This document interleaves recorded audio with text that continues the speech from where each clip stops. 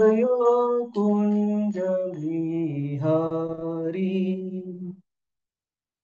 जयो राधा माधव जयो कुंज बिहारी जयो गोपी जन वल्लभा जयो गिरिवरधारी जयो गिरिवरधारी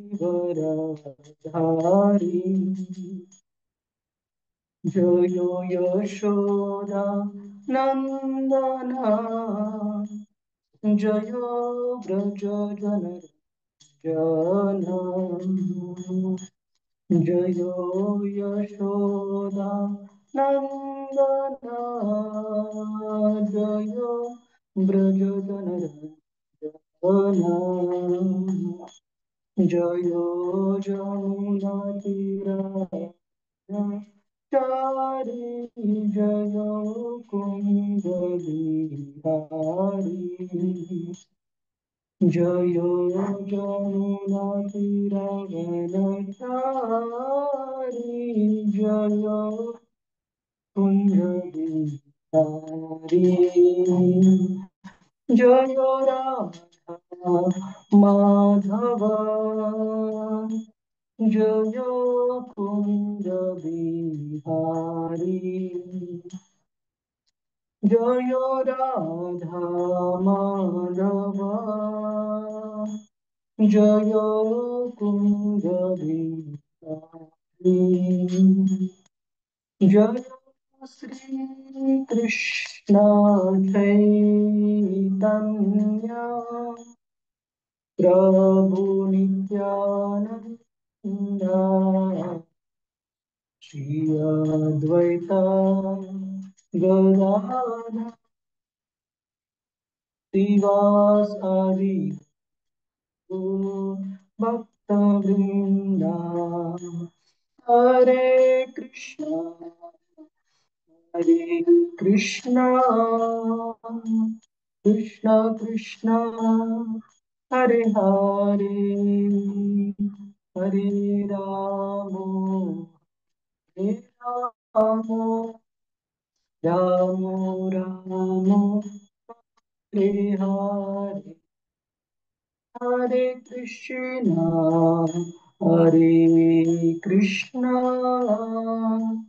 कृष्णा कृष्णा हरे हरे हरे राम हरे राम राम राम हरे हरे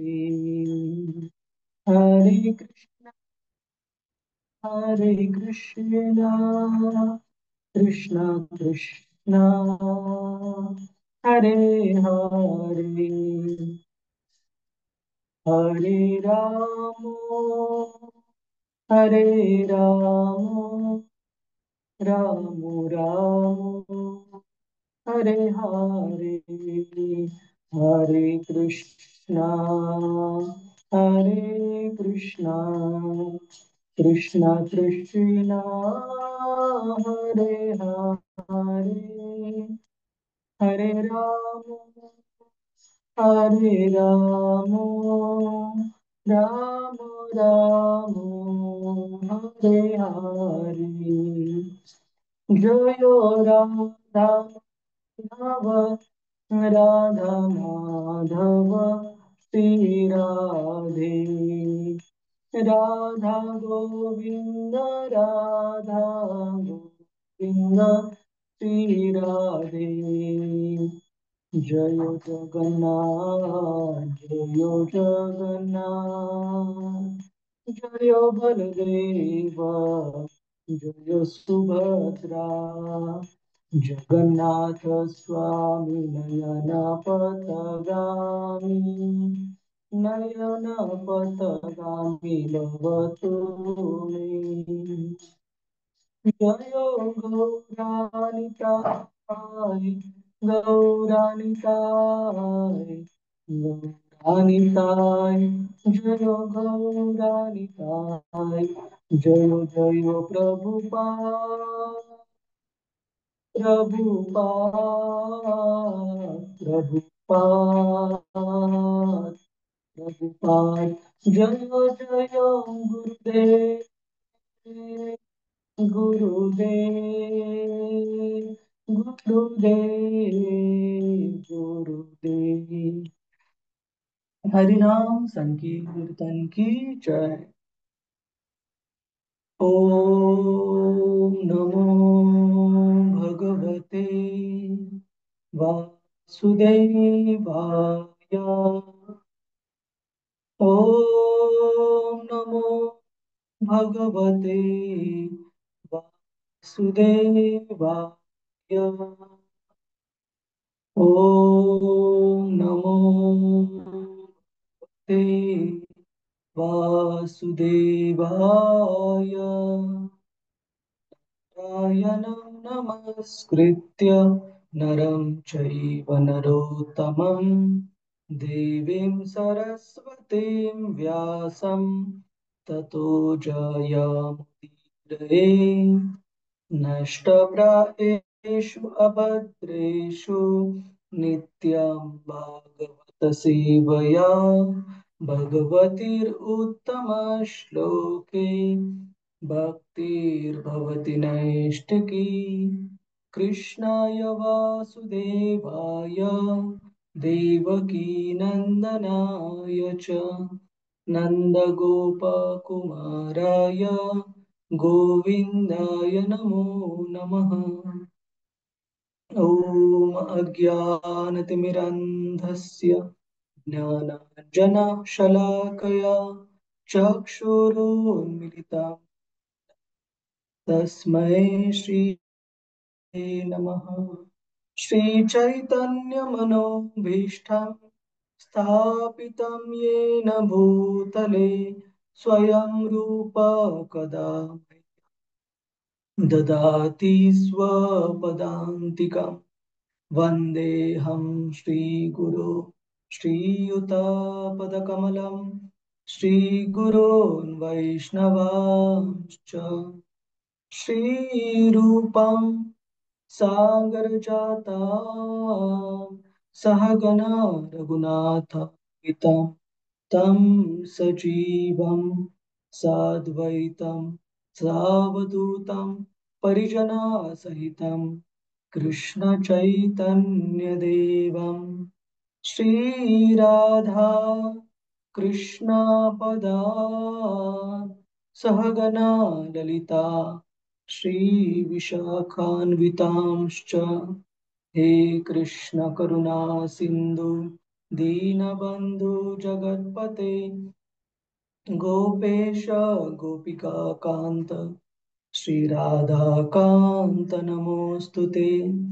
तप्तकाञ्चन गौराङ्गी श्रीराधे वृन्दावनेश्वरी वृषभानुसुते देवी प्रणमामि हरिप्रिये। वाञ्छाकल्पतरुभ्यश्च कृपा सिन्धुभ्य एव च पतितानां पावनेभ्यो वैष्णवेभ्यो नमो नमः। नमः ॐ विष्णुपदाय कृष्णपृष्ठाय भूतले श्रीमते भक्तिवेदान्त स्वामिन् इति नामिने। नमस्ते सरस्वते देवी गौरवाणी प्रचारिणे निर्विशेष शून्यवादी पाश्चात्य जय श्री कृष्ण चैतन्य प्रभु नित्यानंद श्री अद्वैत गदाधर श्रीवास आदि गौर भक्त वृंदा। हरे कृष्ण कृष्ण कृष्ण हरे हरे, हरे राम राम हरे हरे। हरे कृष्णा प्रभूजीच माताजीच आपलं स्वागत आहे आजच्या श्रीमद भागवतम चर्चेमध्ये.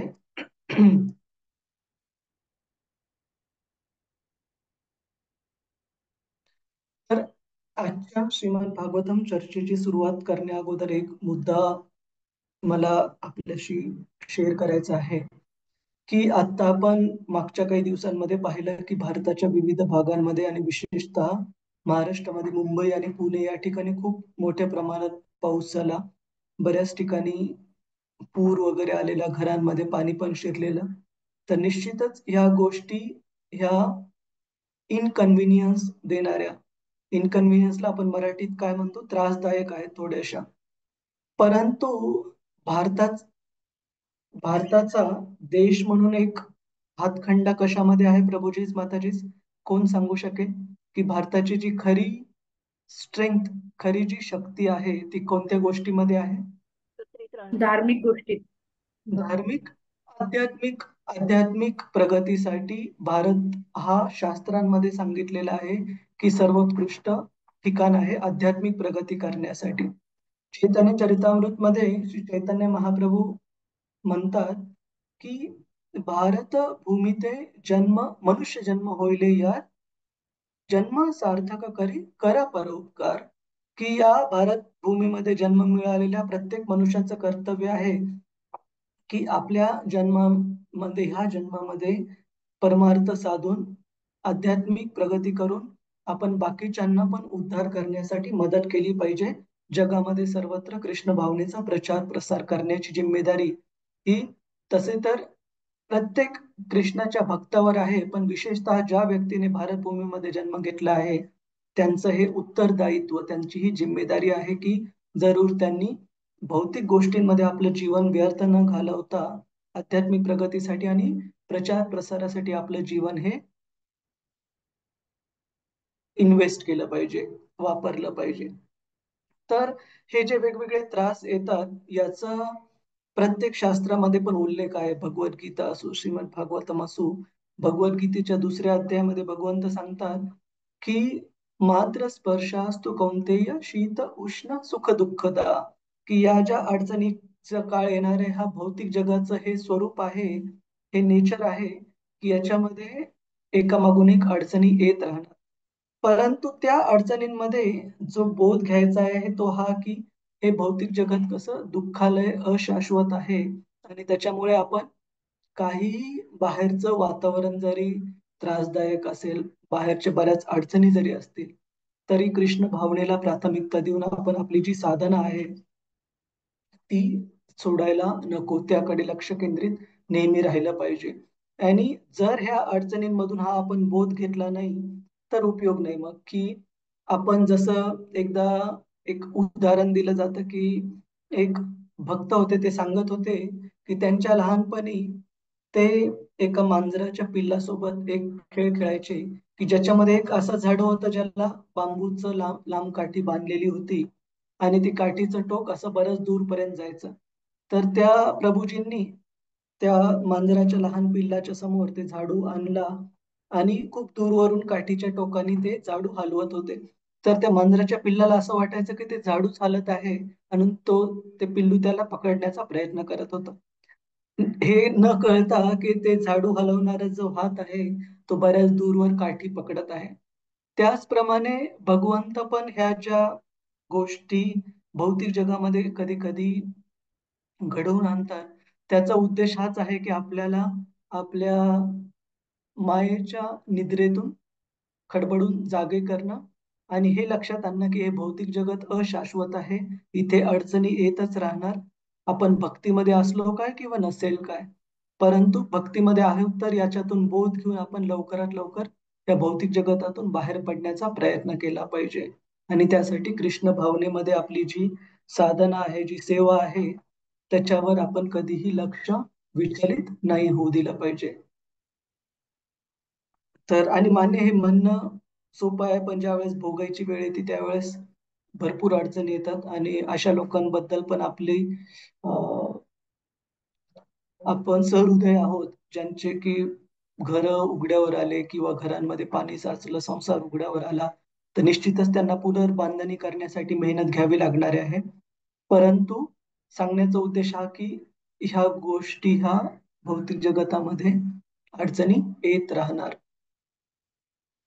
तर आपण मागच्या वेळेस चर्चा करत होतो की कशा प्रकारे भगवंतांनी परित्राणाय साधूना विनाशाय च दुष्कृताम धर्म संस्थापनार्थाय संभवामी युगे युगे, अशा प्रकारे त्यांच्या आविर्भावाचं महत्वाचा हेतू पूर्ण केल्यानंतर पांडवांना आणि विशेषतः युधिष्ठिर महाराजांना पूर्ण जगाचं सार्वभौम राज्य पद बहाल केल्यानंतर, त्यांना राजा बनवल्यानंतर कशा प्रकारे हस्तिनापूर मधील बाकीच्या भक्तांसोबत त्यांनी आदान प्रदान करून, मग ती त्यांची शुद्ध भक्त कुंती देवी किंवा भीष्म पितामह किंवा उत्तरा आणि बाकीचे पांडवांच्या कुटुंबातले कुरुकुळांमधील बाकीचे सदस्य यांचं सोबत आदान प्रदान करून आणि त्यानंतर ते हस्तिनापूर मधून निघालेले आहेत.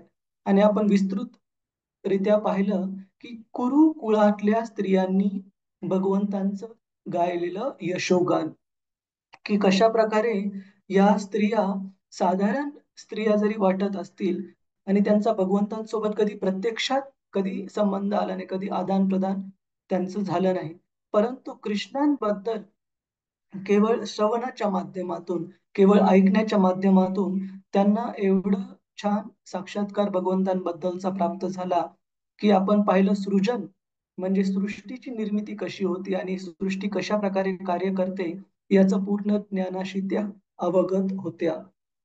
आणि त्यानंतर आपण पाहिलं की कशा प्रकारे पांडवांनी त्यांच्या भगवंतांप्रती असणाऱ्या स्नेहामुळे सैनिकांचं एक मोठी तुकडी श्रीकृष्णांसोबत त्यांना एस्कॉर्ट करण्यासाठी, त्यांना सोबत देण्यासाठी द्वारकेला पाठवली आणि स्वतः पाचही पांडव भाऊ हे भगवंतांच्या सोबत काही अंतर गेले, त्यानंतर कृष्णांनी त्यांना थांबवलं आणि परत हस्तिनापूरला पाठवलं.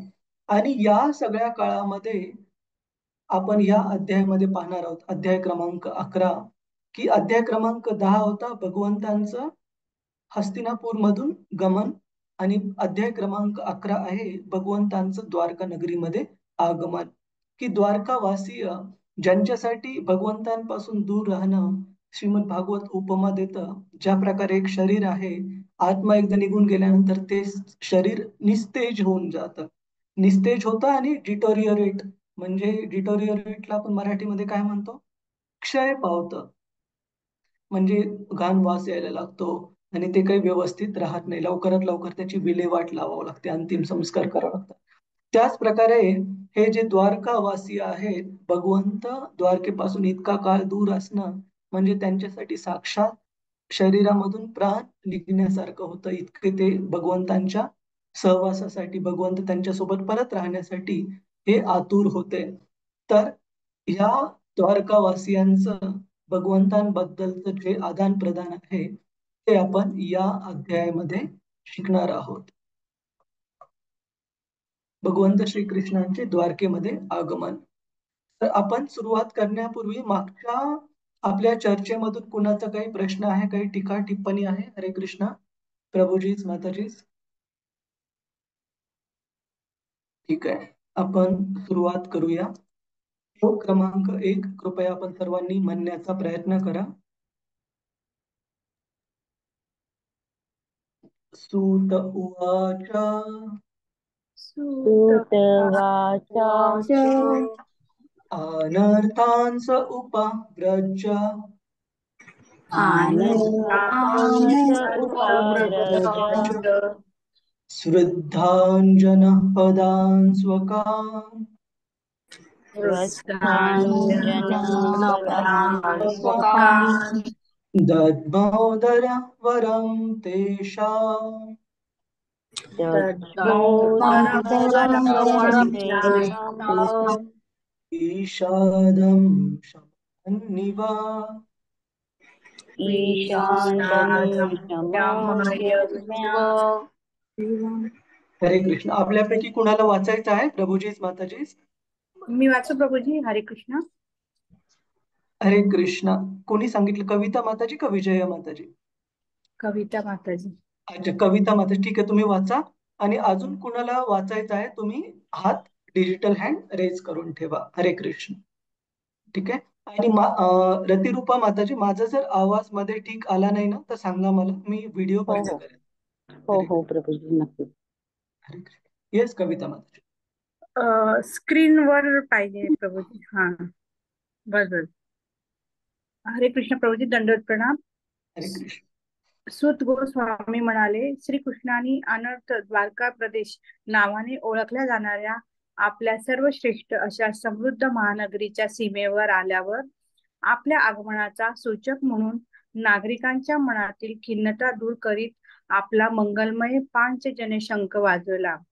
तात्पर्य: सर्वांचे प्रिय श्रीकृष्ण कुरुक्षेत्रातील युद्धामुळे आपल्या समृद्ध द्वारका राजधानीपासून प्रदीर्घ काळापर्यंत दूर राहिले होते आणि म्हणून तेथील नागरिकांच्या अंतःकरणात त्यांच्या विरहामुळे तीव्र विषाद दाटून राहिला होता.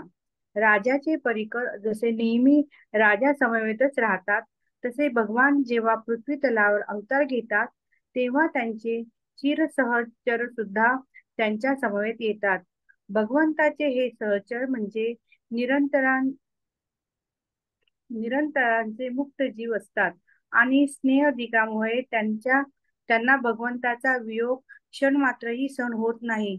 याचमुळे द्वारकेचे नागरिक अतिशय विषण्ण अवस्थेत होते आणि आता भगवंताचे आगमन कोणत्याही क्षणी होईल अशी प्रतीक्षा करीत होते. त्यामुळे भगवंताचे आगमन सुचविणारा मंगल शंखध्वनी त्यांना उत्साहवर्धक वाटला आणि त्या ध्वनीने त्यांच्या मनातील विषण्णता सुकृतदर्शनी दूर केली. भगवंत दर्शनाची त्यांची उत्कंठा आणखी तीव्र झाली व त्यांच्यात जणू परस्पर स्पर्धा लागली. भगवंताचे योग्य प्रकारे स्वागत करण्यासाठी ते सिद्ध झाले. भगवंताविषयी उत्स्फूर्त आंतरिक प्रेम दर्शविणारी ही सारी लक्षणे आहेत. हरे कृष्ण प्रभूजी. हरे कृष्ण. धन्यवाद माताजी. श्रीला प्रभुपाद की जय. तर आपण भगवंत ज्या वेळेस हस्तिनापूर मधून निघत होते त्यावेळेस कुरु कुळातील स्त्रियांच्या भगवंतांबद्दलच्या यशोगानामध्ये त्यांनी द्वारकावासियांची जी महानता होती त्याबद्दलचं महत्व पण सांगितलं होतं, की कशा प्रकारे असे भगवंत ज्यांच्यासोबत नियमितरित्या त्यांच्यातले एक बनवून राहतात असे द्वारकावासी हे साधारण व्यक्ती नाहीयेत. इथे श्रीमद भागवतम सांगतं की ज्या प्रकारे राजाचे जे परिकर म्हणजे त्यांचे जे नित्य सहयोगी असतात, सहयोगी असतात, ते कसे नेहमी राजा समवेत असतात, त्यावेळेस भगवंतांचे पण असे काही भक्त आहेत जे त्यांचे चिर म्हणजे नियमित नित्य काळासाठी सहचर त्यांचे सहयोगी म्हणून सांगितलेले आहेत. आपण काही दिवसांपूर्वी चर्चा केलेली प्रभूजीच माताजीच 3 प्रकारचे जीव आपण चर्चा केलेले, नित्यबद्ध, नित्यमुक्त आणि तिसरे कोणते होते? नित्यबद्ध आणि नित्यमुक्त आणि बाकीची तिसरी कॅटेगरी आपण पाहिलेली की जी साधना सिद्ध असो, कृपा सिद्ध असो, अशा प्रकारचे आपण जीव पाहिलेले.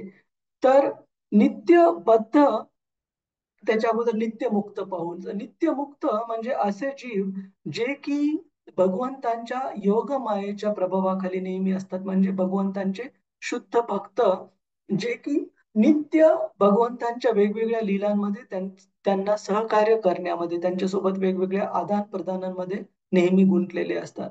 तर द्वारकावासियांबद्दल सुद्धा श्रीमद भागवतम सांगतं की हे साधारण जीव नव्हते, तर भगवंतांचे आध्यात्मिक जीवनामधले नित्य सहचर आहेत जे की या पृथ्वीवर त्याच वेळेस अवतरतात ज्या वेळेस भगवंत त्यांच्या लीलांसाठी या पृथ्वीवर अवतार घेतात. ते एकटे येत नाहीत, तर त्यांच्यासोबत ज्याला आपण इंग्रजीमध्ये म्हणतो एंटराज म्हणजे ज्या प्रकारे आपण बघतो की या भौतिक जगतामध्ये पण जर कधी अमेरिकेचे राष्ट्राध्यक्ष भारतात ज्या वेळेस कधी भेट देणार असतील त्यावेळेस ते एकटे येत नाहीत. ते येण्याच्या 2 ते 3 आठवडे अगोदर सिक्रेट सर्व्हिसची त्यांची जी टीम असते ती येते, पूर्ण सुरक्षिततेचा आढावा घेते. त्याच नंतर त्यांची स्वतःची कार पण विमानाने आणली जाते. त्यांचा स्वतःचा लवाजमा ज्याला आपण मराठीमध्ये म्हणतो की ऑलमोस्ट 100, 150, 200 लोकांचा त्यांचा लवाजमा त्यांच्यासोबत येतो, जे की त्यांची काळजी घेतात, त्यांच्या सुरक्षिततेची, त्यांच्या कम्फर्टची, त्यांच्या व्यवस्थेची काळजी इथे घेतली जाते.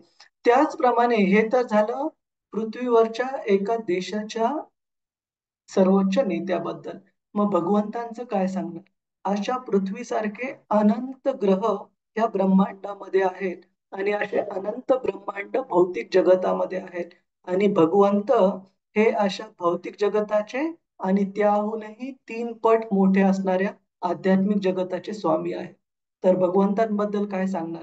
अशा इनसिग्निफिकंट, अशा क्षुल्लक, आपल्यासाठी महत्वाचे असतील ते अमेरिकेचे नेते, परंतु भगवंतांच्या समोर त्यांचं अस्तित्व हे क्षुल्लक आहे, साधारण आहे. तर अशा क्षुल्लक नेत्याबद्दल जर लवाजमा एवढा मोठा असेल, तर भगवंत ह्या भौतिक जगतामध्ये ज्यावेळेस अवतरतात त्यावेळेस निश्चित त्यांचे आध्यात्मिक जगतातले नित्य सहचर पण त्यांच्यासोबत अवतरित होतात. आणि विशेषतः द्वारकावासियांबद्दल सांगितलेलं आहे की हे असे भगवंतांचे नित्य सहचारी आहेत, नित्य मुक्त जीव आहेत, जे की त्यांच्या वेगवेगळ्या लीलांमध्ये त्यांचा सहकार्य करतात. तर अशा द्वारकावासियांसाठी भगवंत इतक्या एक सलग इतक्या लांब काळासाठी हस्तिनापूरमध्ये ज्यावेळेस दूर होते त्यावेळेस त्यांच्यासाठी भगवंतांचा वियोग हा खूप खूप अवघड होता सहन करण्यासाठी. क्षण मात्र हे वियोग ज्यांना सहन होत नाही त्यांना इतक्या लांब काळासाठी, इतक्या मोठ्या काळासाठी भगवंतांच्या वियोगामध्ये ते विषण्ण अवस्थेमध्ये होते. आणि आता ज्यावेळेस भगवंतांचं द्वारकेमध्ये आगमन होत आहे हे कळाल्यानंतर ते खूप आतुरतेने भगवंतांची वाट बघत होते की कोणत्याही क्षणी भगवंत इथे येतील. आणि आपण भगवद्गीतेच्या पहिल्या अध्यायामध्ये पाहतो की पहिल्या काळामध्ये वेगवेगळ्या गोष्टींची सुरुवात करण्यासाठी, जसं की कुरुक्षेत्र युद्धभूमीवर आपण भगवद्गीतेच्या पहिल्या अध्यायामध्ये पाहतो की भगवंत कृष्ण आणि अर्जुन यांनी जेव्हा त्यांचा शंखनाद केला तेव्हा त्या ध्वनीला दिव्य ध्वनी असं म्हटलेलं आहे किंवा त्या शंखांना दिव्य म्हटलेलं आहे. का? कारण भगवंत आणि त्यांचे शुद्ध भक्त अर्जुन यांच्या ओठांच्या स्पर्शाने तो शंख पण दिव्य असे झालेलं आहे त्यांच्या सानिध्यामध्ये. त्याच प्रकारे आपण बघतो भगवंतांचा जो दिव्य शंख आहे पांचजन्य, तो भगवंतांनी द्वारकेच्या सीमेवर आल्यानंतर द्वारकेची जी म्हणजे एंट्रन्स आहे त्याच्या जवळ आल्यानंतर भगवंतांनी पांचजन्य हा शंखाचा ध्वनी इथे केलेला आहे. आणि त्या भगवंतांच्या पांचजन्य शंखाच्या आवाजामुळे द्वारकावासियांना लगेच लक्षात आलं की हा शंखाचा आवाज हा कृष्णांच्या शंखाचा आवाज आहे आणि कृष्ण येत आहेत, आलेले आहेत. तर भगवंतांचा असं आगमन सुचवणारा शंखध्वनी ऐकून सर्व द्वारकावासियांचा उत्साह हा खूप खूप वाढला की भगवंतांबद्दलच्या त्यांना भेटण्याच्या उत्कंठेने. आणि त्याच प्रकारे आपण बघतो की भगवंतांना आपल्या जीवनामध्ये प्राप्त करण्याची जी उत्कंठा आहे, आपले आचार्य सांगून गेलेले आहे श्रील रूप गोस्वामी की कृष्ण लवल्यम इति एक मूल्यम, की ही जी लालसा आहे आपण भौतिक जगतामध्ये ऐकतो की लालसा, लोभ ही चांगली गोष्ट नाहीये. की भगवद्गीता सांगते की लस्ट, अँगर अँड ग्रीड, काम, क्रोध आणि लालसा. ग्रीडला आपण काय म्हणतो? लालसाच म्हणतो. लोभ, लालसा लोक म्हणा, लोक लोभ, लोक आवरटपणा, हा हावरटपणा, लोभ, लालची. लालचीपणा ही नरकात जाण्याचे 3 गेट आहेत. परंतु आपले आचार्य सांगतात की ही जर लालसा आपण भगवंतांबद्दल जर प्राप्त केली, भगवंतांना आपल्या जीवनामध्ये प्राप्त करण्यासाठी, तर आपलं जीवन हे पूर्ण परिपूर्ण होईल. तर एक श्लोक श्रील रूप गोस्वामींनी कंपोज केलेला आहे, लिहिला आहे. त्याच्यामध्ये ते लिहितात की कृष्ण लवल्यम इति एक मूल्यम, की भगवंतांना प्राप्त करण्यासाठी कोणती किंमत मोजावी लागते? की भगवंतांना प्राप्त करण्याची तीव्र इच्छा, तीव्र लालसा. तर लोभ भौतिक दृष्ट्या पाहायला गेलं तर नरकात जाण्याचं द्वार आहे. परंतु जर तोच लोभ आपण भगवंतांच्या सेवेमध्ये वापरला, भगवंतांना प्राप्त करण्यासाठी, भगवंतांच्या आध्यात्मिक सेवेमध्ये आपण अजून जास्त सरेंडर, शरणागत होण्यासाठी, तर तो लोभ आपल्याला जीवनाच्या परिपूर्णतेला प्राप्त करू देऊ शकतो. तर आपण अशा प्रकारे बघतो की द्वारकावासीय हे खूप उत्कंठ आहेत, त्यांची उत्कंठ शिगेला पोहोचली आहे भगवंतांना आता द्वारकेमध्ये रिसीव्ह करण्यासाठी. त्याच प्रकारे आपण बघतो ज्यावेळेस प्रभू श्री रामचंद्र रावणाला अं, लंकेमध्ये हरवल्यानंतर पुष्पक विमानामधून श्री अयोध्या नगरीमध्ये येणार होते. सीता माता, हनुमानजी, लक्ष्मणजी आणि बाकीचे त्यांच्या हनुमानजींना तर त्यांनी पुढे पाठवलं होतं, परंतु बाकीच्या त्यांच्या सहचरांसोबत. तर त्यावेळेस आपण बघतो द्वारकावासी पण कसे त्यांची उत्कंठा शिगेला पोहोचली होती प्रभू रामचंद्रांना रिसीव्ह करण्यासाठी, त्यांचा आदर सत्काराद्वारे स्वागत करण्यासाठी. आणि त्यासाठी द्वारका नगरी ही सजून तयार झाली होती. आणि त्याच फेस्टिवलला, त्याच उत्सवाला आपण दिवाळी उत्सव म्हणून साजरा करतो, ज्यावेळेस प्रभू रामचंद्रांचं अयोध्येमध्ये स्वागत झालं. तर ही जी द्वारकावासियांची उत्कंठा आहे, याच्यातून आपल्याला पण खूप काही शिकण्यासारखं आहे की कशा प्रकारे अशी जर उत्कंठा असेल तर भगवंत जरूर जरूर भक्ताला नाराज करणार नाहीत, निराश करणार नाहीत. आपण पुढे जाऊ. श्लोक क्रमांक 2. कृपया म्हणण्याचा प्रयत्न करा आणि मध्ये जर कुणाला काही प्रश्न असेल, काही टीका टिप्पणी असेल तर तुम्ही इथे मध्ये सांगू शकता. हरे कृष्ण. श्लोक क्रमांक 2. स उच्चकाशे धवलो स उच्चकासे धवलोदरो अपि उरुक्रमस्याधरशो न शोनिमा अपि अप्युग्रुमस्याधरशोणिमा दाद्मायमान करकञ्ज सम्पुटे दायमानं करकुञ्ज संहिते यथाब्जखण्डे कलहंस उत्स्वनः यथा यथाब्जखण्डे कलहंस कलहंस उत्सवः. हरे कृष्णा. कुणाला वाचायचं आहे? हरे कृष्ण प्रभूजी, मी वाचू? नाव सांगा माताजी. ते बऱ्याच जणांचं मी क्षितिजा. सॉरी माताजी. क्षितिजा माताजी. क्षितिजा माताजी. Okay okay. Yes. हा. हरे कृष्ण. तात्पर्य आणि अनुवाद द्वारा श्रीला प्रभुपाद की जय. भगवान श्रीकृष्णांनी आपल्या करकमळात धरून वाजवलेला तो शुभ्र स्थूलोदर शंख दिव्य ओठांच्या स्पर्शाने लाल वर्णाचा भासू लागला. तेव्हा लाल कमळांच्या कुंजात एखादा कलहंस क्रीडा करीत असावा अशी त्याची शोभा झाली. तात्पर्य: पांढरा शंख भगवंतांच्या ओष्ठ स्पर्शाने लाल व्हावा हे एक आध्यात्मिक दृष्ट्या महत्वाचे प्रतीक आहे. भगवान हे पूर्ण चैतन्य स्वरूपी आहेत आणि या आध्यात्मिक अस्तित्वाविषयीचे अज्ञान म्हणजे माया. वास्तविक पाहता एकदा आध्यात्मिक प्रबोधन झाले की माया अथवा तत्सदृश्य काही उरतच नाही. श्रीकृष्णांच्या संपर्कात येता क्षणीच असे ज्ञान होत असते. अस्तित्वाच्या प्रत्येक अणुरेणूत भगवान भरलेले आहेत आणि आपल्या अस्तित्वाचे प्रदर्शन ते कोठेही करू शकतात. कळकळीचे हार्दिक प्रेम आणि समर्पण भावनेने परमेश्वराची सेवा केल्याने आणि दुसऱ्या शब्दात भगवंतांच्या दिव्य संपर्कात आल्याने त्वरित भगवंतांच्या हातातील शंखाप्रमाणे प्रत्येक वस्तू दिव्यत्वाने रंगून जाईल. परम बुद्धिमान जे परमहंस आहेत ते शाश्वतरित्या भगवंतांच्या चरणकमलांनी अलंकृत असलेल्या दिव्यानंद रूपी सरोवरात जलविहार करणारे कलहंसच आहेत. हरे कृष्ण. श्रीला प्रभुपाद की जय. धन्यवाद माताजी. हरे कृष्ण.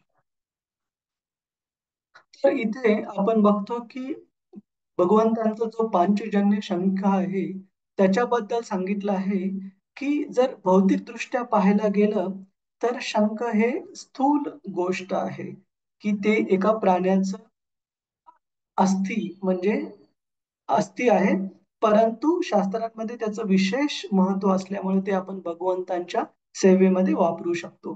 ज्याप्रमाणे आपण बघतो की साधारणतः अस्थि म्हणा किंवा कोणतंही मृत शरीर म्हणा हे एक अशुभ अशी गोष्ट समजली जाते की अस्वच्छ अशी गोष्ट समजली जाते. जसं आपण कुणाच्या अंत्यसंस्काराला गेलो तर आपण आंघोळ करतो घरी आल्यानंतर. परंतु भगवंतांच्या सेवेमध्ये काही काही गोष्टी ज्या शास्त्रांमध्ये सांगितलेल्या आहेत, उदाहरणार्थ शंख, जे की एका प्राण्याचं अस्थि किंवा कवच समजलं जातं, किंवा गायीचं शेण ते पण पवित्र समजलं जातं. तर साधारणतः कोणत्याही प्राण्याचं म्हणा, की जे शरीराचं रिफ्यूज आहे त्याला आपण अस्वच्छ समजतो आणि स्वच्छ होण्यासाठी आपण अंघोळ करतो. परंतु गायीचं शेण हे शास्त्रामध्ये सांगितले, त्याचे पण अँटीसेप्टिक गुण सांगितलेत आणि भगवंतांच्या सेवेमध्ये ते पण उदाहरणार्थ असं सांगितलं की सारवल्यानंतर जागा केवळ भौतिक दृष्ट्याच नाही, आध्यात्मिक दृष्ट्या पण स्वच्छ होते. तर भगवंतांच्या सेवेमध्ये त्याचा वापर, जसं गौऱ्या पण आपण, जसं यज्ञामध्ये वापरणारे जे वेगवेगळे सामग्री आहे, त्याच्यामध्ये गायीच्या शेणापासून बनवलेल्या गौऱ्या हे पण एक आहुतीमध्ये त्याचा वापर होतो आणि ते शुद्ध समजलं जातं. तर हा शंख भौतिकदृष्ट्या पाहायला गेलं तर स्थूल गोष्ट आहे, परंतु या शंखाबद्दल महत्व काय सांगितलंय, की भगवंतांच्या स्पर्शामध्ये आल्यानंतर त्याला आध्यात्मिक महत्व प्राप्त झालेलं आहे. त्याचप्रमाणे भौतिक जगात असणाऱ्या बद्ध जीवाबद्दल पण शास्त्र सांगतं, की अशा प्रकारचा व्यक्ती जो की एक बद्ध आत्मा आहे, पूर्णपणे मायेच्या जाळ्यामध्ये अडकलेला आहे. परंतु आपण जर भगवंतांच्या सानिध्यामध्ये स्वतःला येन केन प्रकारेन मन कृष्ण निवेशयेत, एखाद्या प्रकारे किंवा दुसऱ्या प्रकारे जर भगवंतांच्या सेवेमध्ये आपण आपल्याला जोडू शकलो, तर ह्या शंखाप्रमाणे, जो की भौतिक दृष्ट्या पाहायला गेलं तर स्थूल स्थूल म्हणजे इंग्रजीमध्ये आपण त्याला म्हणतो डल मॅटर, परंतु भगवंतांच्या सानिध्यात येऊन, भगवंतांच्या संपर्कात येऊन त्याला आध्यात्मिक महत्व प्राप्त झालंय. अशा प्रकारच्या एकदम डल स्थूल असणारा व्यक्ती पण जर भगवंतांच्या सेवेमध्ये येणं प्रकारेनं जोडल्या गेला, तर त्याचा पण निश्चितच उद्धार हा निश्चित आहे. त्यासाठी अजून एक उदाहरण दिलं जातं शास्त्रामध्ये, की एक अग्नी आहे आणि एक लोखंड आहे. तर साधारण जर लोखंड असेल, प्रभूजीच माताजी उदाहरणार्थ ही पाण्याची बाटली आहे, तर याला जर मी हात लावला तर काही फरक पडत नाहीये, ठीक आहे. परंतु हेच लोखंड जर खूप जास्त काळाकरिता धगधगत्या आगीमध्ये ठेवलं, तर काय होईल, ते अग्नीप्रमाणेच लाल भडक होऊन जाईल. आणि त्या लाल भडक लोखंडाला जर आपण कोणत्या कपड्याने स्पर्श केला किंवा हाताने स्पर्श केला, तर आगीला स्पर्श केल्यानंतर जो इफेक्ट होतो, उदाहरणार्थ कपडा जळायला लागतो किंवा हाताला पोळतं, तर तोच एक्झॅक्ट इफेक्ट या लोखंडापासून पण होईल, जर आपण त्या लाल भडक लोखंडाला तो कपडा लावला किंवा स्पर्श करण्याचा प्रयत्न केला. त्याचप्रमाणे सांगितलेलं आहे, की ज्याप्रमाणे लोखंड अग्नीच्या खूप अधिक काळाकरता संपर्कात येऊन अग्नीचेच गुणधर्म धारण करतं, त्याचप्रमाणे एक नित्यबद्ध जीव पण भगवंतांच्या सेवेमध्ये नियमितरित्या जोडल्या जाऊन भगवंतांसारखे शाश्वत आध्यात्मिक गुण हे कमी मात्रेमध्ये त्या जीवाला प्राप्त होतात आणि त्या जीवाचं पण जे जीवनाचं कल्याण आहे, परिपूर्णता आहे, ती प्राप्त होते. तर हे उदाहरण शास्त्र सांगतं, की कशा प्रकारे साधारण स्थूल गोष्ट शंख पण भगवंतांच्या सानिध्याने पावन होतो, आध्यात्मिक महत्व प्राप्त होतं. त्याचप्रमाणे साधारण मनुष्य पण तो आपल्या जीवनामध्ये परिपूर्णता प्राप्त करू शकतो भगवंतांच्या संपर्कात येऊन. आणि शास्त्रामध्ये अनेक असे उदाहरण आपल्याला पाहायला मिळतात, जसं की आपण मागच्या अध्यायामध्ये पाहिलं, मागच्या अध्यायामध्येच, की नाही, आता या अध्यायामध्ये पुढे येणार आहे काही श्लोकांमध्ये, कारण भक्ती वैभव या कोर्समध्ये पण आम्ही आता मागच्या वेळेस या अध्यायाबद्दल चर्चा केली. तर पुढे आपल्याला या अध्यायामध्ये वर्णन येईल द्वारका नगरीमध्ये समाजातले वेगवेगळे घटक, इन्क्लुडिंग त्या समाजामधल्या असणाऱ्या वारांगना, ज्याला की त्याचा एक्झॅक्ट अनुवाद श्रील प्रभुपाद लिहितात सोसायटी गर्ल्स, परंतु मराठीमध्ये दुसरा कोणता सोयीस्कर शब्द नसल्याने ज्यांना आपण वेश्या म्हणतो, त्या पण भगवंतांच्या शुद्ध भक्त होत्या, त्या पण भगवंतांच्या भक्त होत्या. तर सांगण्याची गोष्ट अशी, की सामाजिकरित्या समाजातल्या कोणत्याही घटकातले व्यक्ती असू द्या. आपण बघतो वाल्मिकी हा हायवे रॉबर म्हणजे दरोडेखोर होता आणि मृगारी हा क्रूर हृदयाचा हंटर शिकारी होता. परंतु हे सगळे समाजातल्या वेगवेगळ्या घटकातले असणारे लोक त्यांच्या हृदयामध्ये किती साऱ्या अनर्थ का असुना, परंतु भगवंतांच्या ज्यावेळेस सेवेमध्ये जोडले गेले, भगवंतांशी ज्यावेळेस शरणागत झाले, आपण वाल्मिकींना हायवे रॉबर म्हणून ओळखत नाही. त्यांची आपल्याला आयडेंटिटी माहिती आहे, रामायण ग्रंथाचं रचना करणारे महान ऋषी म्हणून. का? कारण प्रभू श्री रामचंद्रांच्या सेवेमध्ये जोडल्या जाऊन, त्यांच्या स्मरणामध्ये जोडल्या जाऊन त्यांना ते अनन्यसाधारण महत्व प्राप्त झालं आणि बाकीचे आधीचे जे अनर्थ होते ते क्षुल्लक होऊन गेले, ते नष्ट होऊन गेले. त्याचप्रमाणे मृगारी ज्यावेळेस आपल्याला लक्षात येतात त्यावेळेस ते नारद मुनींच्या कृपेने भगवंतांचे झालेले शुद्ध भक्त म्हणून आपल्या लक्षात येतात. त्यांची जी क्रूरता होती त्यांच्या आधीच्या जीवनामध्ये शिकारी असताना त्याला आपण विशेष महत्व देत नाही. त्याचप्रमाणे भगवंतांच्या सेवेमध्ये अशा प्रकारे समाजातल्या वेगवेगळ्या घटकातले कितीही अनर्थ असणारे लोक जर आले, जर त्यांनी प्रामाणिकरित्या गंभीररित्या भगवंतांच्या सेवेमध्ये स्वतःला जोडलं, पण ते पण अशा प्रकारे आध्यात्मिक परिपूर्णता प्राप्त करू शकतात. जसं आपण दोन उदाहरणं दिले, एक स्थूल गोष्ट जसं शंख भगवंतांच्या स्पर्शामध्ये संपर्कात येऊन, आणि दुसरं उदाहरण दिलं एक लोखंड अग्नीच्या संपर्कात येऊन कशा प्रकारे अग्नीचे गुणधर्म धारण करतात. कुणाचा काही प्रश्न आहे प्रभूजीच माताजीच? हरे कृष्ण. हरे कृष्ण प्रभू. हरे कृष्ण. येस प्रभूजी. हे आपले कोणत्याही प्राण्यांची अस्थि या अशुभ आपण जे मानतो हो त्याच्याबरोबरच आपला शंख हा भगवंतांच्या स्पर्शामुळं किंवा त्यांच्या सानिध्यामुळे तो त्याचं हे नाही. म्हणून त्याचप्रमाणे आपण तो जे विविध धनुष्य गांडीव वगैरे जे धनुष्य होते हे साधारण माझ्या माहितीप्रमाणे दधीची ऋषींच्या अस्थींपासून तयार झाले आणि ते इंद्राला हा असं एक माझ्या वाचनात होतं. म्हणजे हो, पण ते सगळ्या धनुष्यांबद्दल नाहीये, ते इंद्राने हे दिलेलं होतं विशेष विशेष प्रकारचं शस्त्र दधीची शस्त्र ते ऋषींच्या हस्तिनेपासून ते हा वृत्रासुर यांना ठार करण्यासाठी. ठीक आहे. हा हा येस हा, तर त्यासाठी दिलेलं होतं ते. पण आपण ते जनरलाइज नाही करू शकत, कारण येस शास्त्र अपवादात्मक होती. अपवादात्मक आहे. करेक्ट. तर या दोन गोष्टी विशेषतः सांगितल्या मी, की शंख जो की एका प्राण्यांची अस्थि आहे आणि गाईचं शेण जे की दुसऱ्या एका प्राण्याचं हे शरीराचं रिफ्यूज आहे. परंतु हे दोन्हीही शास्त्रामध्ये येस प्रमाणित केलेलं आहे, ज्यानुसार आपण ते भगवंतांच्या सेवेत वापरू शकतो. बरोबर. ठीक आहे. हरे कृष्ण. हरे आणखीन कृष्ण. एक दुसरा प्रश्न माझा. हा आपण पहिल्या श्लोकामध्ये जे वाचलं परिकर हा शब्द म्हणजे परिकर. चिर हा नेहमी नेहमी असणारे त्यांचे भक्त हा भगवंतांचे असे हा ना.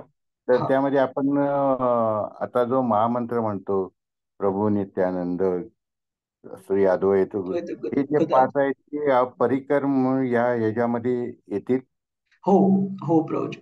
तर जय श्री कृष्ण चैतन्य प्रभू नित्यानंद श्री अद्वैत गदाधर श्रीवास आदी गौर भक्तवृंद.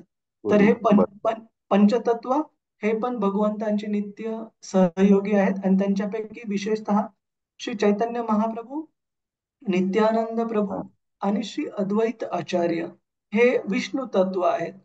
आणि बरोबर. श्री श्री अद्वैत गदाधर, गदाधर हे श्रीमती राधाराणी भगवंतांच्या ह्या आल्हादिनी शक्ती आहेत. आणि श्री अद्वैत गदाधर श्रीवास आदी श्रीवास ठाकूर हे जीव तत्व आहेत, नारद मुनी. ठीक आहे. येस. तर हे भगवंतांचे हरे नित्य सहचर आहेत. हरे कृष्ण. Yes yes. हरे कृष्ण. हरे कृष्ण. अजून कुणाचा काही प्रश्न आहे प्रभूजीच माताजीच? हरे कृष्ण प्रभूजी. हा अं, माताजी. मला असं विचारायचं होतं की मग ह्या पांचजन्य शंखाविषयी काही गोष्ट वगैरे अशी आहे का, कथा याच्यामध्ये, आ- आपल्या भागवतामध्ये किंवा काय असं? शास्त्रामध्ये निश्चित त्याच्याबद्दलच्या कथा आहेत माताजी, मला त्याची डिटेल्स पाहावं लागतील. पण असं सांगितलेलं आहे की भगवंतांच्या वापरात असणाऱ्या सर्वच गोष्टी, केवळ पांचजन्य यज्ञ, पंचजन्य शंखच नाही, तर भगवंतांचे जे दुसरे पॅराफर्नेलिया म्हणजे त्यांच्या वापरात असणाऱ्या गोष्टी, त्यांची उशी, त्यांचे बाकीचे शस्त्र म्हणा, त्यांची बासरी, त्यांचा रथ, ह्या सर्वच गोष्टी ह्या विशेष आहेत. आणि आध्यात्मिक जगतामध्ये कोणतीच गोष्ट ही स्थूल नाहीये. ही प्रत्येक गोष्ट ही विशेष भगवंतांचे नित्य सेवक आहेत. तर पण सध्या मला त्याच्यात डिटेल्स पाहावं लागतील माताजी, पंचजन्य शंखाच्या वेगवेगळ्या महत्वाबद्दल. ठीक आहे, आता मी चालेल पाहिलेलं. प्रभू. हरे हरे कृष्ण. कृष्ण. हरे कृष्ण. हरे अजून? कृष्ण.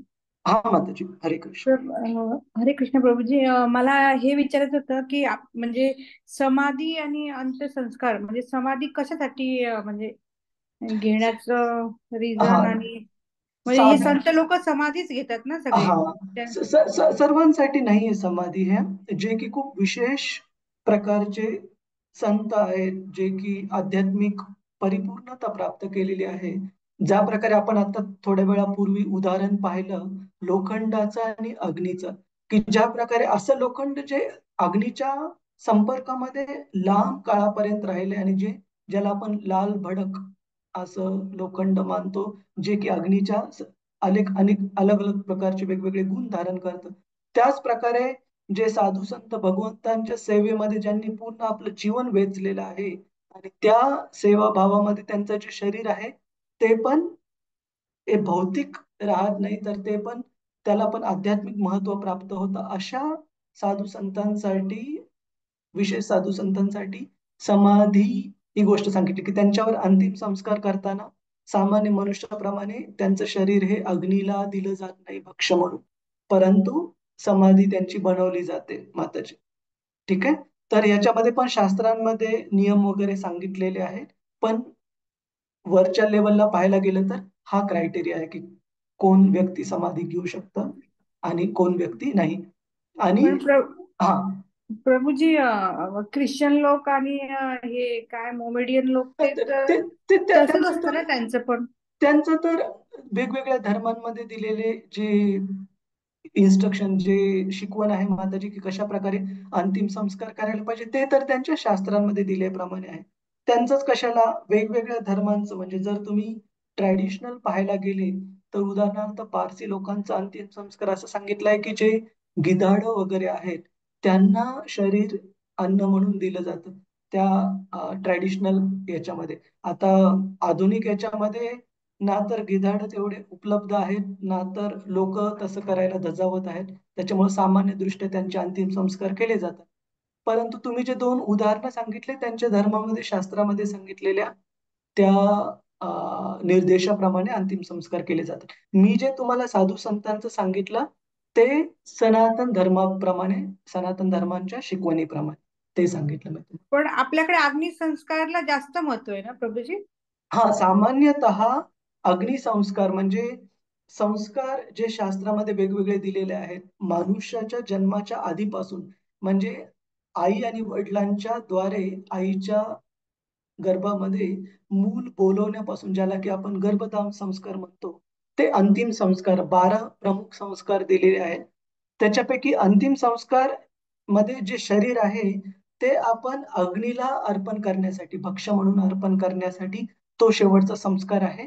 तर सामान्यतः त्या प्रकारे सनातन धर्मामध्ये अंतिम संस्कार सांगितलेला आहे माताजी. म्हणजे आपली जी, आपलं सेवेमध्ये शेवटची जी आहुती आहे ते आपलं शरीर आहे, आपण गेल्यानंतर अग्नीला अर्पण करण्यासाठी. ठीक आहे माताजी. हो. हरे कृष्ण प्रभूजी. हरे कृष्ण. आणि धन्यवाद. त्याच्यामुळेच असं सांगितलं जातं इन जनरल, आजकाल ही जी मॉडर्न पद्धती आहे, की कधी कधी कोणी व्यक्ती गेल्यानंतर हा येण्याचा बाकी आहे, तो येण्याचा बाकी आहे, मग ठेवा शरीर मॉर्चरीमध्ये, फ्रीज फ्रीज करून 1 दिवस 2 दिवस, ते शास्त्रांमध्ये सांगितलेल्या निर्देशांप्रमाणे नाहीये. शास्त्रांमध्ये सांगितलेले आहे की मृत्यूच्या नंतर जेवढं लवकरात लवकर जमेल तेवढ्या लवकरात लवकर ते शरीर अग्नीला भक्ष्य म्हणून द्यायला पाहिजे, जेणेकरून ती जी आहुती आहे, कारण ते शरीर काय होतं, जेवढा वेळ जाईल तेवढं डिटोरिओरेट, क्षय होत जातो त्याचा. म्हणजे ज्याला आपण मराठीमध्ये सांगतो की सडत जात, तसं होऊ नये. त्याच्यामुळे जेवढं लवकरात लवकर होईल तेवढं चांगलं, शास्त्रात सांगितल्याप्रमाणे. ठीक आहे माताजी? हो हो हरे प्रभू, हरे कृष्ण. हरे कृष्ण. अजून कोणाचा काही प्रश्न आहे? नाहीतर आपण पुढे जाऊ. 1 मिनिट, मी ना लॅपटॉपचं चार्जिंग लावतो, नंतर बंद होऊन जाईल.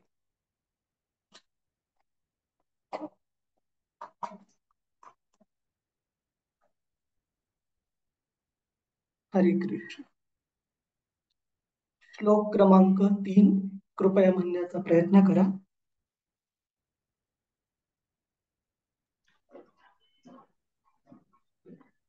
तमुपश्रुत्य निनदम्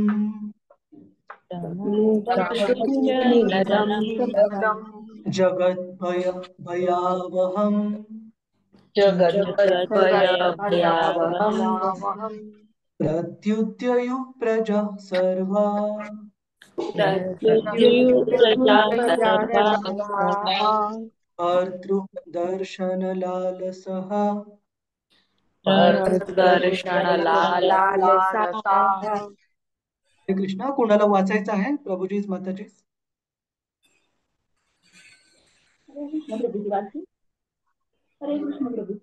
हरे कृष्ण. विजया माताजी. रसिका माताजी, तुम्ही पुढचं वाचा. ठीक आहे? हरे कृष्ण. हा विजय. या भौतिक मूर्तिमंत भीतीला हे जुळविणारा तो निदान ऐकताच क्षणी द्वारकेतील नागरिकांनी भगवंतांच्या दिशेने धाव घेतली. सर्व भक्तांचे रक्षण करते असलेल्या भगवंतांचे दर्शन घेण्याची तीव्र लालसा त्यांच्या मनात होती. तात्पर्य श्री प्रभुपादद्वारा पूर्वी सांगितल्याप्रमाणे भगवान श्रीकृष्णांसमवेत द्वारकेत राहणारे नागरिक हे सर्व मुक्त आत्मे होते. ते भगवंतांसमवेत त्यांची परिजन म्हणून अवतरले होते. दिव्य संबंधामुळे ते कधीही भगवंतांपासून दूर नव्हते. तरीही त्यांना भगवंतांच्या दर्शनाची तीव्र अपेक्षा होती. आपल्या पालनाच्या उद्योगासाठी श्रीकृष्ण जेव्हा ग्रामात बाहेर असत, तेव्हा वृंदावनातील गोपी केवळ श्रीकृष्णांच्या चिंतनातच मग्न असत. अगदी त्याचप्रमाणे भगवान श्रीकृष्ण जेव्हा कुरुक्षेत्रातील लढाईच्या निमित्ताने दीर्घ काळ द्वारकेबाहेर राहिले होते, तेव्हा द्वारकेतील नागरिकही भगवान श्रीकृष्णांच्या चिंतनात बुडून गेले होते. बंगालमधील कोण्या कादंबरीकाराने असे म्हटले आहे, वृंदावनातील कृष्ण, मथुरेतील कृष्ण आणि द्वारकेतील कृष्ण या 3 वेगवेगळ्या व्यक्त्या होत्या. ऐतिहासिकदृष्ट्या या म्हणण्यात काहीही तथ्य नाही. कुरुक्षेत्रातील कृष्ण आणि द्वारकेतील कृष्ण हे दोन्ही एकच व्यक्ती आहेत.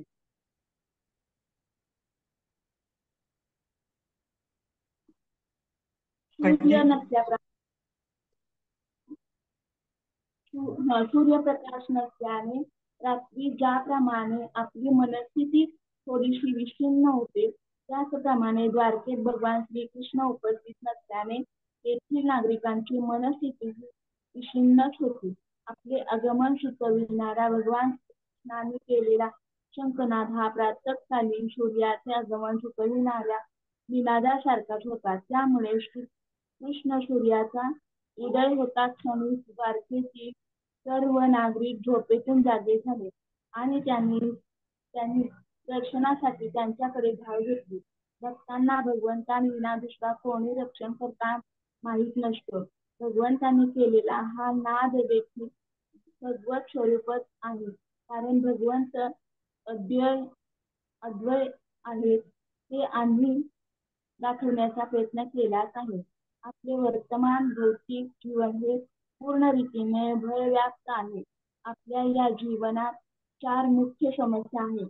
पहिली अन्नाची समस्या, दुसरी निवाऱ्याची समस्या, तिसरी भय समस्या आणि चौथी स्त्री पुरुष संबंधाची समस्या. यापैकी भय समस्या इतर सर्वांपेक्षा अधिक त्रास देणारी आहे. पुढे काय वाढून ठेवले आहे हे कळत नसल्याने आपण सारखे भयग्रस्त असतो. एकूण आपले भौतिक जीवनच समस्याग्रस्त आहे आणि त्यात भयाची समस्या सर्वात प्रमुख आहे. याचे कारण हे की भगवंतांची भ्रामक शक्ती, जिला माया शक्ती म्हणतात, तिच्या प्रभावात आपण नित्य असतो.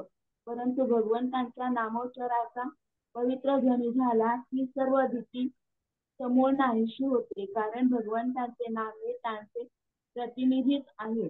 भगवान श्री चैतन्य महाप्रभूंनी भगवंतांचे प्रतिनिधी असलेल्या पुढील 16 शब्दांचे उच्चारण करण्याची प्रक्रिया घालून दिली आहे. हरे कृष्ण हरे कृष्ण कृष्ण कृष्ण कृष्ण हरे हरे. हरे राम राम राम हरे. आपण या नामांच्या संकीर्तनाचा लाभ घेऊन भौतिक अस्तित्वाच्या भयावह समस्यांपासून मुक्त होऊ शकतो. हरे कृष्ण प्रभूची. हरे कृष्ण. धन्यवाद माताजी. श्रीला प्रभुपाद की जय. तर इथे द्वारकावासियांसाठी कृष्णा तिथे उपस्थित नसल्यामुळे इतक्या लांब कालावधीसाठी जी उपमा दिलेली आहे ती ज्या प्रकारे व्यक्ती सूर्यप्रकाश नसल्याने कशा प्रकारे विषण्ण होतो, तर कदाचित ही उपमा आपल्याला भारतामध्ये जास्त कळणार नाही सूर्यप्रकाशाचं महत्व. पण तुम्ही अशा देशांमध्ये राहणाऱ्या व्यक्तीला विचारा जिथे की सूर्यप्रकाश हा मुबलक प्रमाणामध्ये उपलब्ध नाहीये.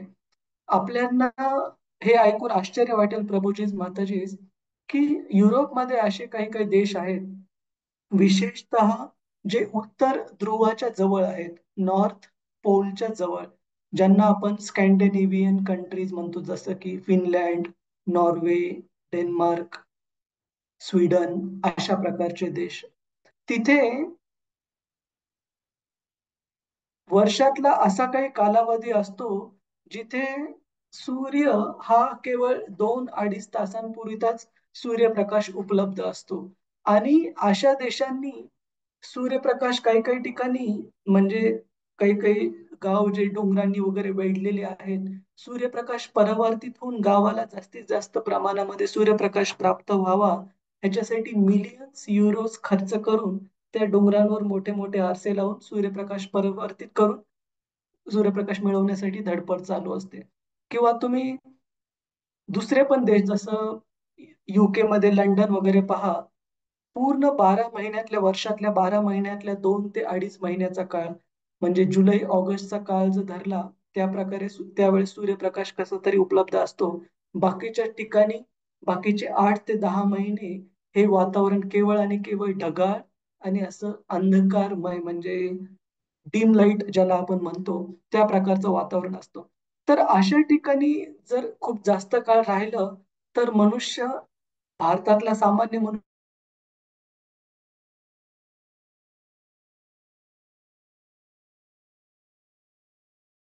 ज्याला आपण मराठीमध्ये म्हणतो विषण्ण वाटायला लागतं. तर एकदा कामानिमित्त मी आणि फॅमिली तिथे राहत असताना लंडनमध्ये, तिथे 1 वर्ष राहिल्यानंतर एका भारतीय फॅमिलीने मला एकदा लिफ्ट दिली त्यांच्या कारमध्ये. आणि जाताना त्यांनी मला विचारलं की 1 वर्ष इथं राहिल्यानंतर काय मत आहे आपलं. तर मी त्यांना सांगितलं की लंडनमध्ये सर्वात मौल्यवान गोष्ट आहे जी न सापडणारी, ती म्हणजे सूर्यप्रकाश.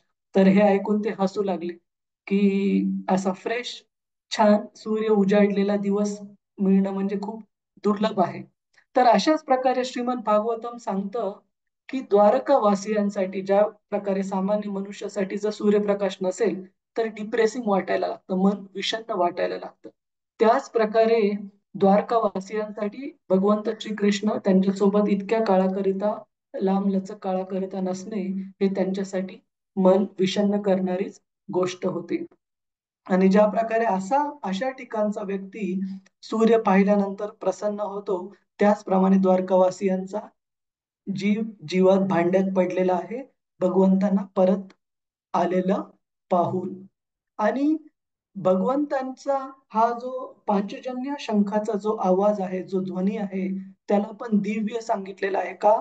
कारण जसं आपण थोड्या पूर्वी पाहिलं, भगवंतांच्या संपर्कात येणारे त्यांची कोणतेही जे पॅराफर्नेलियाला आपण मराठीत काय म्हणतो, की त्यांच्या वापरात असणारी वेगवेगळी सामग्री ही दिव्य बनते. त्याच प्रकारे त्यांच्या पांचजन्य शंखाचा आवाज पण दिव्य सांगितला आहे. जो की या पृथ्वीवरचे जे भयाने ग्रस्त असे त्रासलेले असे लोक आहेत त्यांचं भय दूर करतो. तर हे भय का उत्पन्न होतं याच्याबद्दल पण शास्त्रामध्ये वर्णन आहे. अं, एक मिनिट मी तो श्लोक शोधण्याचा प्रयत्न करतो. एक मिनिट द्या मला.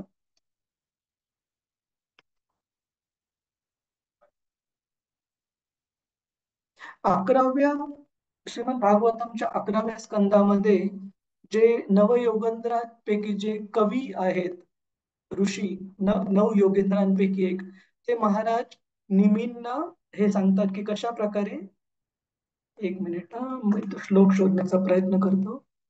निमी येश,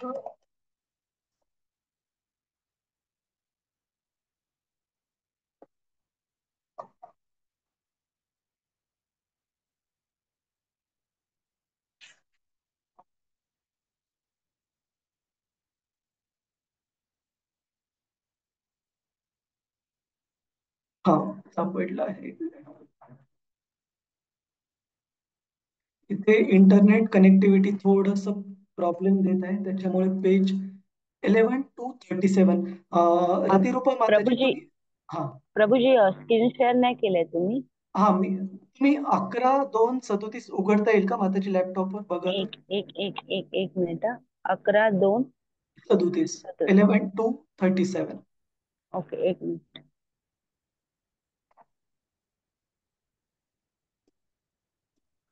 तर या ठिकाणी जे नवयोगींद्रांपैकी कवी ऋषी आहेत ते निमी महाराजांना सांगतात की भगवंतांची जी माया शक्ती आहे त्या माया शक्तीमध्ये आपण ज्या वेळेस गुंतल्या जातो, त्यांच्या संपर्कात येतो, त्यांच्या आधिपत्याखाली येतो, त्यावेळेस जे सगळ्यात पहिली गोष्ट निर्माण होते ते म्हणजे भय. आणि आपल्याला हे कळणं खूप सोपं आहे प्रभूजीच माताजी. आपण कधीही आपल्या मनातल्या विचारांचं जर आकलन केलं, जर थोडस अनालिसिस केलं, तर आपल्याला कळेल की हे भय प्रत्येकाला, प्रत्येक बद्ध व्यक्तीला नेहमी सतावत असते. उदाहरणार्थ घर चालवणाऱ्याला भय असतं की कुटुंबाचं भरण पोषण करायचंय, जिम्मेदारी आहे, हे झालं तर काय होईल, उद्या पगार नाही मिळाला तर काय होईल, प्रमोशन नाही मिळालं तर काय होईल, ही जर नोकरी नाही राहिली तर काय होईल. त्याचप्रमाणे गृहिणीला चिंता असते की उद्या जर गॅस वेळेवर नाही आला तर कुटुंबासाठी कशा प्रकारे हे करायचं, स्वयंपाक बनवायचा, किंवा त्याला चिंता असती की उद्या परीक्षेमध्ये अभ्यास केलेलं जर नाही आठवलं तर काय होईल. अशा प्रकारे श्रीमद भागवतम सांगतं की भौतिक जीवनामध्ये प्रत्येक व्यक्ती हा ज्यावेळेस भगवंताच्या महामाया शक्तीच्या आधिपत्याखाली येतो त्यावेळेस त्याला भय ही गोष्ट नेहमी सतावत राहते. स्क्रोल अप करा माताजी. तर हा श्लोक खूप महत्वाचा आहे. तुम्ही पण याचा जो नंबर आहे तो नोट करू शकता आणि आपण एकदा सगळे हा श्लोक म्हणण्याचा प्रयत्न करू. कृपया तुम्ही फॉलो करण्याचा प्रयत्न करा. भयं द्वितीयभिनिवेशतः स्यात्, भयं भयं द्वितीयभिनिवेशतः स्यात्,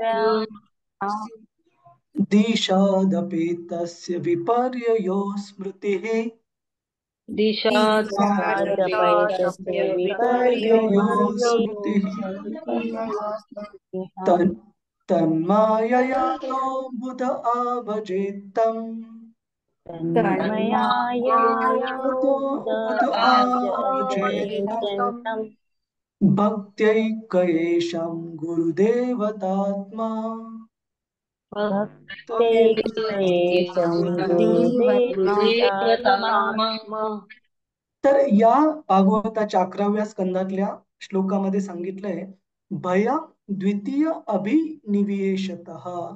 द्वितीय म्हणजे भगवंतांची जी दुसरी शक्ती आहे, भगवंत सोडून माया शक्ती, त्या मायेच्या संपर्कात, ऍब्सॉर्प्शन, अभिविनिषेतः, त्या मायेमध्ये ज्यावेळेस आपण मग्न व्हायला लागतो त्यावेळेस भय हे उत्पन्न होतं. आणि श्रील प्रभुपादजी सांगतात की कशा प्रकारे या भौतिक जीवनामध्ये प्रत्येक बद्ध व्यक्ती हा भयाने भरलेला आहे. जर आपल्याला पाहायचं असेल तर आपण बघू शकतो की जसं की रस्त्यावर जर काही धान्याचे दाणे टाकलेले असतील, एखादी चिमणी जरी येऊन ते दाणे वेचत असेल, तरी नियमित कॉन्स्टंटली ती चिमणी ही इकडे तिकडे मागे पुढे बघत असते, कारण तिला भीती असते कोणी येऊन मला पकडणार तर नाही, कोणी झडप तर घालणार नाही. तर भय ही शास्त्र सांगतं की या भौतिक जगतामध्ये प्रत्येक बद्ध व्यक्तीची ही समस्या आहे आणि ती समस्या प्राप्त होते आपण माया शक्तीमध्ये ज्यावेळेस मग्न होतो, निवेश करतो माया शक्तीमध्ये, त्यावेळेस हे भय प्राप्त होते. आणि या भय समस्या जी आहे ती की पुढे काय होणार आहे हे काहीच कोणाला माहिती नसल्यामुळे आपण सारखे भयग्रस्त असतो. परंतु तुम्ही म्हणाल की मग शुद्ध भक्तांच्या बाबतीत काय, की शुद्ध भक्त हे त्यांना भय वाटत नाही, तर त्यासाठी पण शास्त्रामध्ये सांगितलेलं आहे की भजहु की एक सुंदर वैष्णव गीत आहे, भजहु रे मन श्री अभय चरणार विंदरे, की त्याच्यामध्ये सांगितलेलं आहे की भगवंत कृष्णांचे जे चरण कमळ आहेत ते भजन करून आपण अभय चरणार विंदरे, अभय हे पूर्ण प्राप्त करू शकतो भगवंतांच्या चरण कमळांच्या सेवेमध्ये जोडून. तर भक्ती हे एक मापदंड आहे की जेवढं आपण भगवंतांच्या बाबतीमध्ये आपलं समर्पण वाढत जाईल आणि जेवढा आपला भगवंतांचा विश्वास वाढत जाईल, तेवढंच आपलं जे भय आहे ते कमी होत जाईल. ज्या प्रकारे आपण श्रीमद भागवतामध्ये उदाहरण पाहतो प्रल्हाद महाराजांचं, 7व्या स्कंदामध्ये प्रल्हाद महाराजांचं वय किती होतं प्रभूजी माताजी? 7व्या स्कंदामध्ये जी कथा सांगितली 5 वर्ष वय होतं. आणि अशा 5 वर्षांचा लहान बालक हा प्रत्येक क्षणी जगातले जे सर्वात शक्तिशाली असे असुर आहेत, हिरण्यकशिपू, तो असुर त्यांना वेगवेगळ्या प्रकारे हानी पोहोचवण्याचा, मारण्याचा प्रयत्न करत आहे. मग त्या ठिकाणी त्यांना विष पाजू घातलं जात आहे, अशा खड्ड्यांमध्ये फेकलं जातं जिथे की विषारी साप आहेत, मोठमोठ्या डोंगरांवरून दरीमध्ये फेकले जात आहे किंवा वेडा झालेल्या हत्तीच्या पायाखाली त्यांना चिरडून मारण्याचा प्रयत्न केला जात आहे. अशा प्रकारे एकानंतर एक त्यांचा जीव घेण्यासाठी जगातला सर्वात शक्तिशाली असा असुर प्रयत्न करत आहे. परंतु प्रल्हाद महाराज हे पूर्णपणे अभय होतं प्राप्त त्यांना. का? कारण त्यांचा तेवढा भगवंतांवर विश्वास होता की जर भगवंतांनी मला मारायचं ठरवलंय तर कुणीही माझं रक्षण करू शकत नाही आणि भगवंतांनी माझी रक्षा करायची आहे तर कोणतीही गोष्ट मला हानी पोहोचवू शकत नाही. राखे कृष्ण मारे कृष्ण राखे के.